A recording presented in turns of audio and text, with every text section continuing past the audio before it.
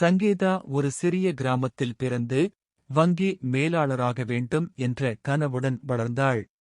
குடும்பத்தின் ஏழ்மை காரணமாக அவள் பகலில் மளிகைக் கடையில் வேலை செய்து கொண்டே இரவு நேர வகுப்புகளில் படித்து பட்டம் பெற்றாள்.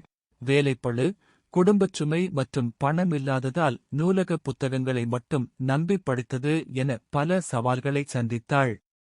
முதல் முயற்சியில் தோல்வியுற்றாலும் அவள் மனம் தளராமல் தனது தவறுகளைக் கண்டறிந்து விடாமுயற்சியுடன் கடினமாக உழைத்தாள். இறுதியாக அவளது தன்னம்பிக்கைக்கும் உழைப்புக்கும் பலன் கிடைத்தது.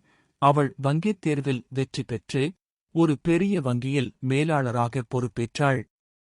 சங்கீதாவின் கதை, சூழ்நிலைகள் எப்படி இருந்தாலும் கடின உழைப்பு, விடாமுயற்சி மற்றும் தன்னம்பிக்கையுடன் செயல்பட்டால் எந்த கனவையும் அடையலாம் என்பதற்கு ஒரு சிறந்த எடுத்துக்காட்டு.